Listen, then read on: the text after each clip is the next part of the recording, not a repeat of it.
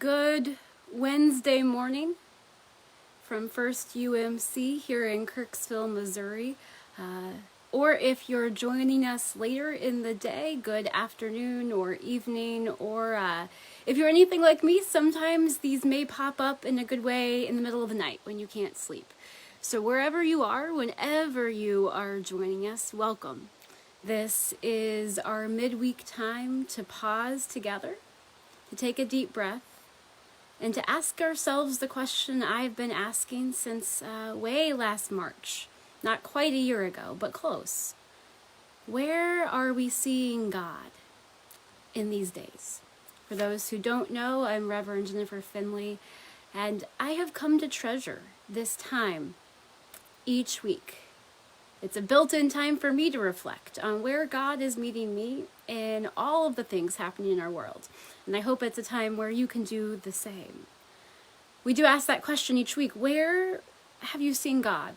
Another way of saying that is, how has God been made tangible to you? How has God's love and God's presence been made tangible to you these past few days? And when I was thinking about that question this week for myself, I came up with tangled string, something like this.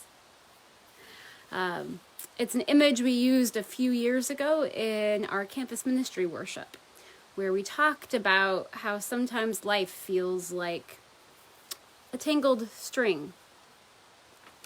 And we're not quite sure how to untangle it and what that means and how God meets us in the midst. I had forgotten about that particular metaphor that we had used until a student reminded me of it sometime last week. And so I've been thinking about tangled string because I have found my own emotions around COVID vaccines to be perhaps kind of like a tangled mess. And I'm wondering if I'm not alone in that. So today I thought we'd just talk a little about what that is like right now, where we are in this moment. I'm finding that my range of emotions about COVID vaccines are ranging all the way from that complete amazing joy right before Christmas when the vaccine started to roll out and I started to see pictures on Facebook of people I knew who were in those first few groups and they were getting vaccine, and it was just amazing and exciting and joyful that there's going to be a light at the end of the tunnel, that there's going to be a day. It was that little bit of that hope, right? My emotions have ranged all the way from that joyful, excited hope to that relief when I heard in this last couple of weeks that loved ones were able to get a vaccine appointment. Relief that I didn't even know I was going to feel. Relief that was a release of tension I didn't even realize I was carrying when I found that my parents, who were in their 70s, were going to get a vaccine.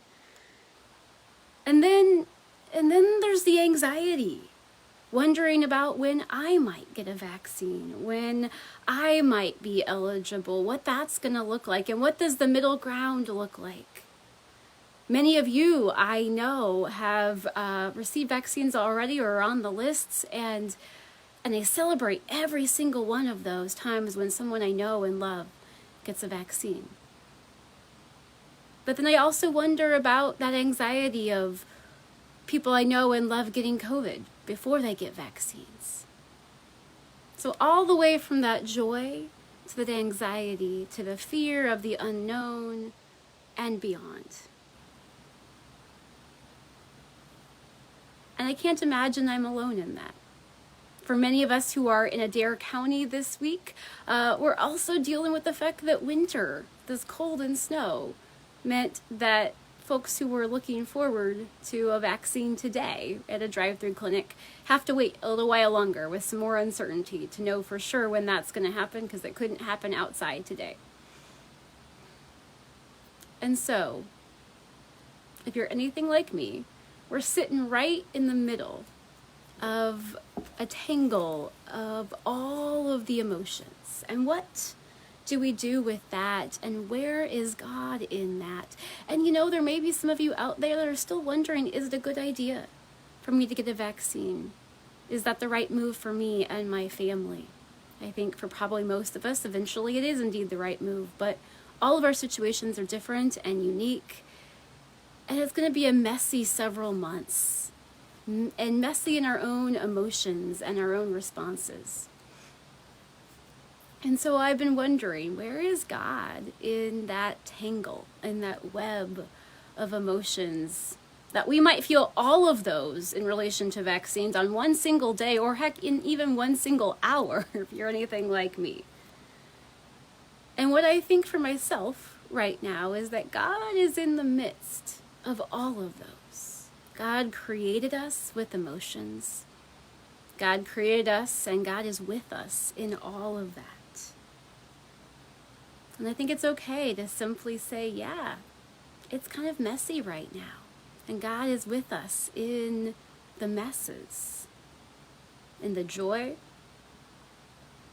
of seeing loved ones vaccinated, in the relief and release of anxiety we had been holding about the health and safety of loved ones, in the anxiety of and fear and worry for those that we love who are still at risk, and the unknown of what is to come. God is with us in that midst, in all of it. And I think it's okay to simply acknowledge it's messy and God is with us. We can't untangle this web of our emotions all the time, and that's okay. We can acknowledge that God is with us together, and that we are with each other together. And so wherever you are today physically, wherever you are today emotionally and spiritually, wherever you are in the vaccine rollout, whether you have received a first dose because you are teaching or leading in ways that your occupation means that you've received a vaccine, whether you are waiting to find a place to get a vaccine right now because you're at an at-risk group, whether you know that you are well down the line because you're not quite as much at risk, whether you're like me and wondering what does that mean for all of us who are in multi-generations doing church and life together in these next few months, wherever you are, emotionally and spiritually, God is with you, and God is with us in the tangle. And so I found this prayer from a book that I often come back to that seemed to fit. So I invite you to pray with me.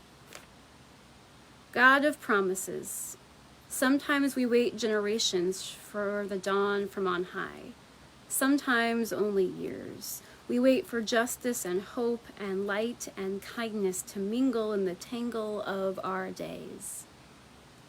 And we age while we hope. So may we age and hope with tenderness and truth, because you are tender and true, even though we sometimes wonder. Amen.